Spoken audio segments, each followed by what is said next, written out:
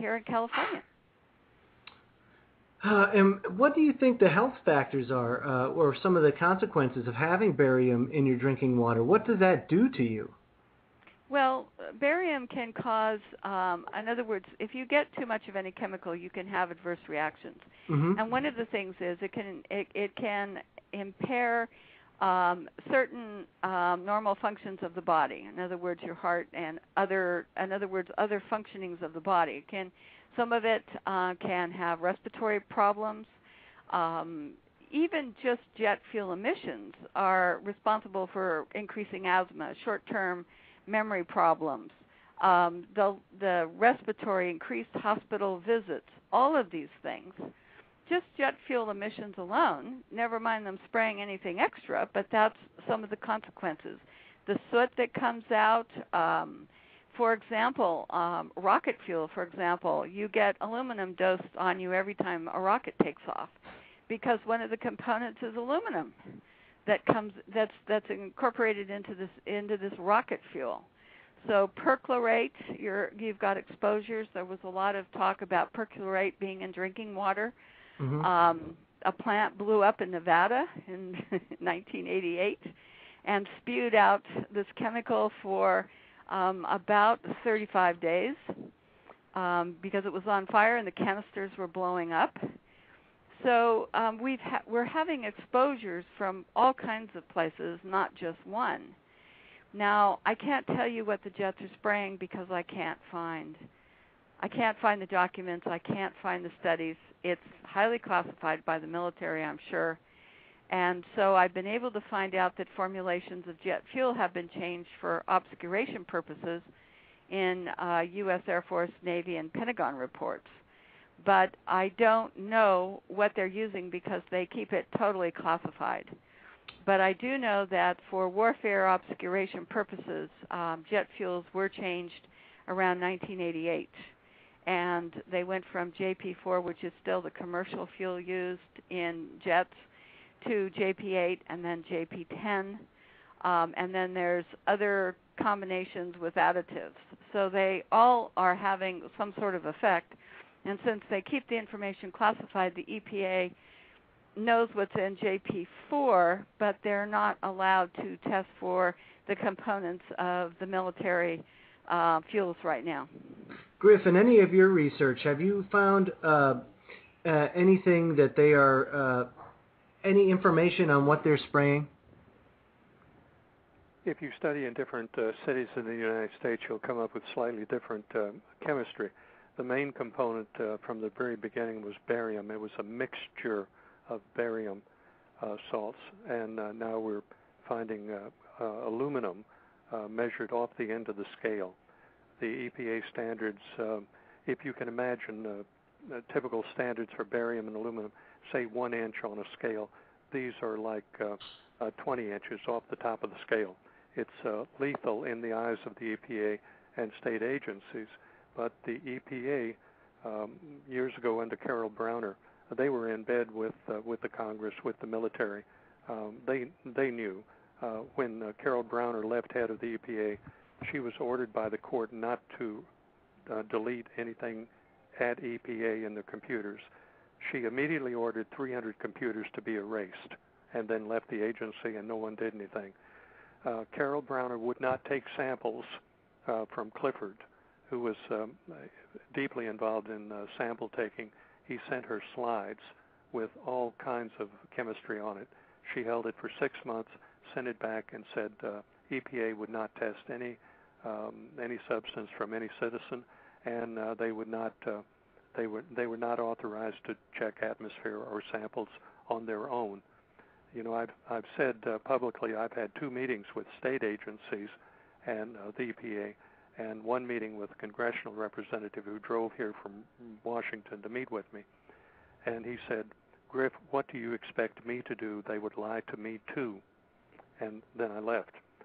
That's the attitude of the EPA. That's the attitude of the Congress. They don't want to know. They're afraid of it. They've been told to leave it alone. You know, the guys that have the guns are the ones that make the rules. And the military and the Navy, they have the guns. And people have died over this.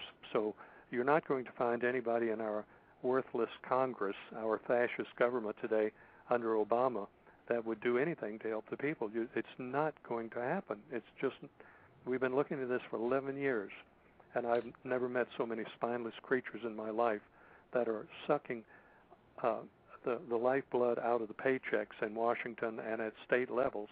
The same goes for the state level. Department of Environmental Quality. They go by different names at the state level, but they're all variations of worthless. They're looking after themselves, their job security, and they will not look at the atmosphere even though they know it's going on. Some of them know it. A lot of people are out of the loop, but they will not check for it. I swear it left me with the impression if people were falling over dead in the street, the EPA would not look at it. Same with the water supplies. I was told by a head of one of the municipal water agencies at state level that they would not look at certain chemistry in the water, that the federal government has authorized them only to look at a handful of chemistry in the water. But they don't, not only would not look at it, they do not have the lab facilities to look at broad spectrum chemistry in drinking water. So there you are. We're right back to self and family. Protect yourself the best you can. The government's not going to do it for you.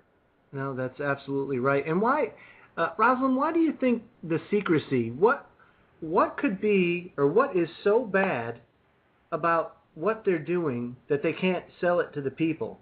What do you think they're trying to hide, or what are they trying to promote here by doing this? Well, they have several goals in mind. The military wants worldwide control of the weather, and that's one goal. And they want to be able to push other countries to do what we want, because if they don't do what we want, they're going to flood them out or put them in drought or some condition. And the military has been explicit for years in writing about how this was a force multiplier and that they wouldn't need other weapon systems if they could control the weather. So there's that perspective on it, and they can control food supplies, they can control a lot of things, water supplies, if they can control the weather. So this has been part of the goal for a long time, is to perfect this so that they could use it in a manner that most people wouldn't know about without our consent. But also they know that people would object. If American citizens really were clear about these issues and were really being told and had a debate, I think most American citizens would say, no, we want to retain our water, we want to retain our watersheds, protect our agriculture, protect our food supply.